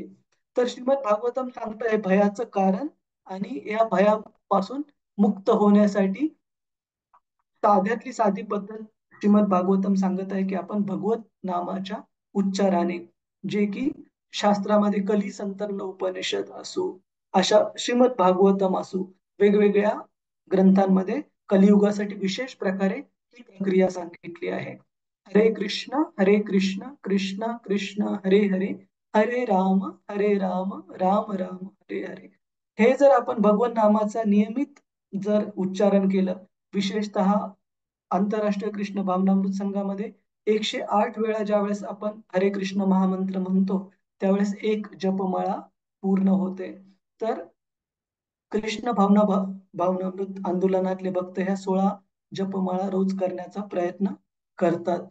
तर भागवत सांगतं की ह्या भगवंतांच्या नियमितरित्या नामोच्चारण करण्याने हे भौतिक जगतामधलं जे भय आहे, जे की खूप क्लेशदायक आहे. प्रभुपाजी सांगतात की या 4 ज्या भौतिक गोष्टी आहेत, अन्नाची समस्या असो, निवाऱ्याची समस्या असो, भय म्हणजे बाकीच्या प्राणी मात्रांपासून स्वतःला वाचवण्याची समस्या असो, किंवा आपला हरे कृष्ण लाईट गेलेली आहे, आपला ह्या जीवनातला इंद्रिय भोग प्राप्त करण्याची जी समस्या असो, ह्या सगळ्यांमध्ये जी भय आहे ही खूप जास्त क्लेशदायक समस्या आहे. हरे कृष्णा प्रभूजी माताजी. आपण इथे आज कन्क्लूड करू. लॅपटॉपची बॅटरी पण बरीच डाऊन आहे आणि चार्जिंग करण्यासाठी लाईट गेलेली आहे. लाईट आहे, मग काय प्रॉब्लेम आहे? 1 मिनिट थांबा. हा, आता आहे. तर आपण इथे कन्क्लूड करू. आणि आज आपण केलेल्या चर्चेवर कुणाचा काही प्रश्न आहे, काही जिज्ञासा आहे? आपल्या सर्वांना मान्य आहे प्रभूजीच माताजी, असं कोणी आहे इथे जे की सांगू शकेल की आपल्याला कोणत्याही प्रकारचं भय त्रास देत नाही, रोज आपण झोपताना पूर्णपणे अभय आहोत, असं कोणी सांगू शकेल? केवळ आणि केवळ शुद्ध भक्त त्या स्तरावर आपण सांगू शकतो. परंतु जे मायेच्या बंधनामध्ये आहेत अशा सर्व व्यक्तींसाठी भय हा, व्यक्तींसाठी, प्राणी मात्रांसाठी भय हा इरिप्लेसेबल घटक आहे. हरे कृष्ण. कुणाचा काही प्रश्न आहे माताजी, प्रभूजी? हरे कृष्ण. एक प्रश्न विचारू का प्रभू? हा माताजी. ऍक्च्युली आपण जे हा आता म्हणालो ना, की म्हणजे आपण लवकरात लवकर ती शरीराची आहुती देतो हा म्हणून त्यानंतर तर आपण ऑर्गन डोनेशन विषयी आपण हे कसं रेफर करू शकू याला? म्हणजे ऑर्गन डोनेशन म्हणजे तेही एक प्रकारचं आयुष्यातलं सर्वात श्रेष्ठ आणि सर्वात शेवटी केलेलं दान आहे, की आपण जेणेकरून ते दुसऱ्यांना देतो, पण मग त्याच्यावर अग्निसंस्कार होऊ शकत नाहीत. हा. तर अवयव दान ही अशी गोष्ट आहे माताजी की ज्याला आपले अवयव प्राप्त होत आहेत तो व्यक्ती ह्या अवयवांचा वापर कशा प्रकारे करेल याच्यावर तुम्हाला सुकृती प्राप्त होईल किंवा दुष्कृती प्राप्त होईल हे ठरेल. तर यामध्ये शरीर अग्नीला जरी आपण भक्ष्य म्हणून देत नसो तरी सांगण्याची गोष्ट ही की त्या व्यक्तीने जर भक्तीमध्ये उपयोग केला, समजा कुणी डोळे प्राप्त केले, कुणी हृदय प्राप्त केला, अशा प्रकारचे वेगवेगळे अवयव, तर त्याचा उपयोग जर त्या व्यक्तीने भगवंतांच्या सेवेच्या कार्यासाठी केला तर निश्चित त्यांना पण आणि आपल्याला पण त्याची सुकृती प्राप्त होईल. पण हे अपवादात्मक सिनॅरिओ झाले. जे रेग्युलर सिनॅरिओ आहे ते आहे की जे शास्त्रात सांगितल्याप्रमाणे की तो जो संस्कार आहे त्याच्यामध्ये आपल्या शरीराची आहुती हे शक्य होईल तेवढं शरीर डिग्रेड होण्याच्या अगोदर, सडण्याच्या अगोदर द्यायला पाहिजे. ठीक समजलं. आहे. हरे कृष्ण. अजून संजना माताजी तुम्ही हात वर केलेला?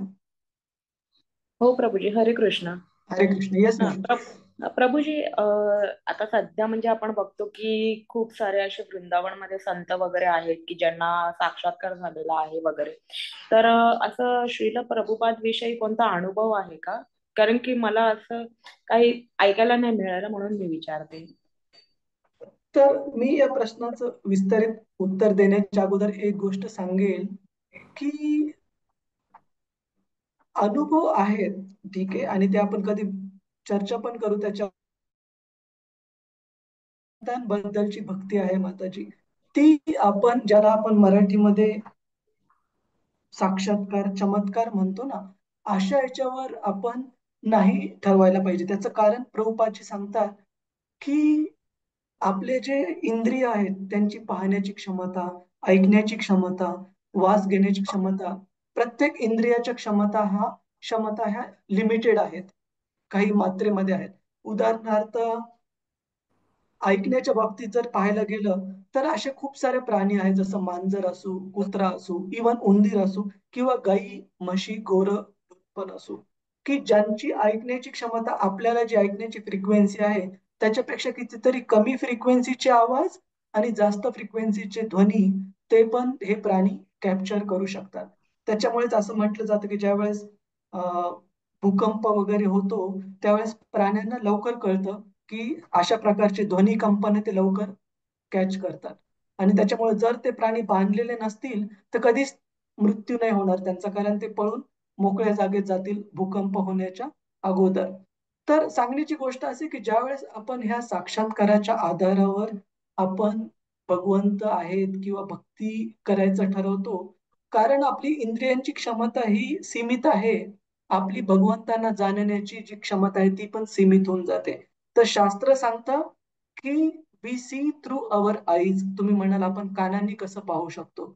कानांनी पाहण्याचा अर्थ आहे की शास्त्र चक्षुने पहा. शास्त्रात भगवंतांचं जे वर्णन आहे, भक्तीचं जे वर्णन आहे, त्याद्वारे भगवंतांना जर आपण जाणण्याचा प्रयत्न केला तर ती भगवंतांना ओळखण्याची जी क्षमता आहे आपण सर्वात जास्त धारण करतो. साक्षात्काराच्या बाबतीमध्ये काय होईल मग, की सांगायला काही हरकत नाही, शुद्ध भक्तांच्या बाबतीमध्ये भगवंत आदान प्रदान करतात, परंतु आपण पण आपल्या भक्तीमध्ये प्री मॅच्युअरली भगवंतांकडून ती अपेक्षा ठेवायला लागू, की मला पण जर कृष्ण, बरेच लोक म्हणतात की कृष्ण आहेत तर दाखवा, आणि आमच्या समोर दाखवायचं, पण बाबा आपली पात्रता आहे का अजून आपल्या मध्ये पूर्ण अनर्थ अजून काढलेले आहेत का हृदयामध्ये, की भगवंतांनी आपल्या समोर प्रत्यक्षात दर्शन द्यावं. तर ही गोष्ट जाणून घेणं आवश्यक आहे माताजी.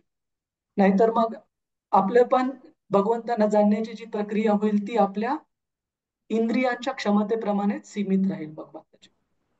ठीक आहे. हो प्रभूजी, कारण की आपण कधी कधी असे अनुभव ऐकतो तर आपल्याला पण ते एक काय म्हणतात की एक असा कुतूहल, अनुभव येतो. अनुभव. हा खूप इंटरेस्ट येतो प्रभूजी ऐकायला की बरोबर असं आहे. पण करू शकतो, कारण की एखादा व्यक्ती काय जन्मता कृष्ण भक्त नसतो, तो आल्यावरती आलं. करतो. म्हणजे या जनरेशन मध्ये तरी प्रभूजी कोणी असं जन्मता आलं नाहीये, पण Correct. असं आपण ऐकतो तर आपल्याला खूप इंटरेस्ट येतो की असं पण झालंय, असं पण होऊ शकतो, असं पण सगळं असतं. तर एक इंटरेस्ट येतो ऐकायला की भक्तांविषयी जेव्हा आपण ऐकतो तेव्हा, शुद्ध भक्त.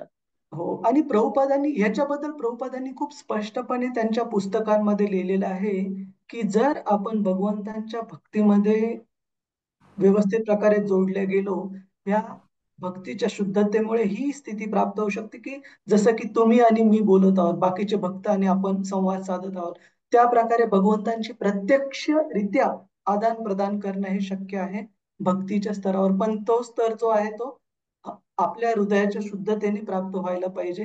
असं नाही की प्री मॅच्युअरली म्हणजे वृंदावनमध्ये असे पण काही लोक आहेत ज्यांना अं, सहजिया म्हटलं जातं, प्राकृत सहजिया, की जे की भक्तीच्या मार्गाला खूप स्वस्तात घेतात, की मग ते कृष्णाला वृंदावन मधल्या झुडपात शोधत राहतील. असे कृष्ण सापडणार नाहीत, की हृदयामध्ये अस्वच्छता आहे, अनर्थ आहेत, आणि तरी पण भगवंतांना आपण प्रत्यक्षरित्या इंद्रियांचा आदान प्रदान करण्याचा प्रयत्न करत आहोत. हृदय शुद्ध झाल्यानंतर निश्चित भगवंतांसोबत प्रत्यक्षरित्या आदान प्रदान शक्य आहे, आणि शुद्ध भक्तांच्या जीवनातले खूप सारे अनुभव तसे उपलब्ध आहेत. परंतु तो भक्तीचा हा मॅच्युअरला आपण मराठीत काय म्हणतो?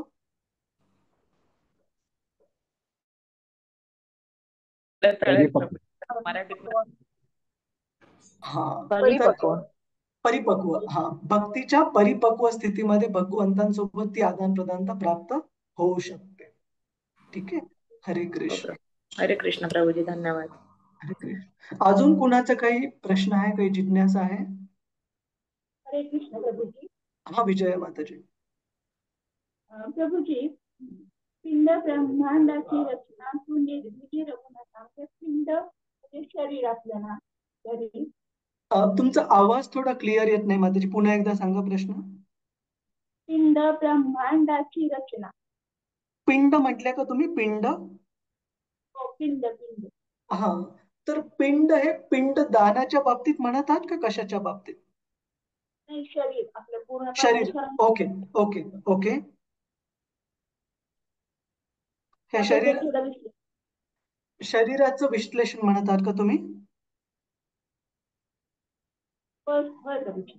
हा, तर शरीर शास्त्र सांगतं, भगवद्गीतेत सांगितलंय की हे 5 जे भौतिक सृष्टीचे जे घटक आहेत, पृथ्वी, वायू, जल, अग्नी, आकाश, हे घटक भगवंतांनी जे ब्रह्मांजींना दिलेले आहेत, त्या घटकांपासून शरीर बनलेलं आहे. मग ज्या नंतर हे शरीरातून आत्मा निघून गेल्यानंतर त्याचा अंतिम संस्कार होतो, पृथ्वीमध्ये जर पुरलं गेलं शरीर किंवा अग्नीला भक्ष्य म्हणून दिलं गेलं, तर जो पृथ्वीचा घटक आहे तो पृथ्वीमध्ये मिसळतो, जो वायूचा घटक आहे तो वायूमध्ये मिसळतो, जो अग्नीचा घटक आहे तो अग्नीमध्ये मिसळतो, आणि याप्रमाणे. तर हे शरीर हे भौतिक 5 प्रकारच्या घटकांनी असं बनलेलं आहे माताजी. पृथ्वी, वायू, जल, अग्नी, आकाश. भगवद्गीतेच्या 7व्या अध्यायामध्ये आपल्याला हे पाहायला मिळतं. ठीक आहे. हरे कृष्ण. आणि याच्यामध्ये विस्तारामध्ये जर चर्चा करायची आहे तर श्रीमद भागवतमच्या 3ऱ्या स्कंदामध्ये अजून विस्तारामध्ये दिलेलं आहे, ते आपण तो अभ्यास करताना पाहू. हरे कृष्ण. हरे कृष्ण. ठीक आहे. अजून कुणाचा काही प्रश्न आहे प्रभूजी माताजी? ठीक आहे, खूप खूप धन्यवाद. आज थोडा उशीर झाला आपल्याला कन्क्लूड करण्यासाठी, त्याबद्दल क्षमस्व. वंशा कल्पतरुभ्यश्च कृपा सिन्धुभ्य एव च पतितानां पावनेभ्यो वैष्णवेभ्यो नमो नमः। अनंत कोटि वैष्णव वृंद की जय, वैष्णव ठाकोर की जय, श्रील प्रभुपाद की जय. आणि येणाऱ्या बुधवारी एकादशी आहे. हरे कृष्ण. धन्यवाद. हरे कृष्ण प्रभुजी, दंडवत प्रणाम. हरे कृष्ण. धन्यवाद माताजी. हरे हरे कृष्ण कृष्ण हरे प्रभुजी, कृष्ण. दंडवत प्रणाम. हरे हरे कृष्ण. कृष्ण प्रभुजी. हरे कृष्ण.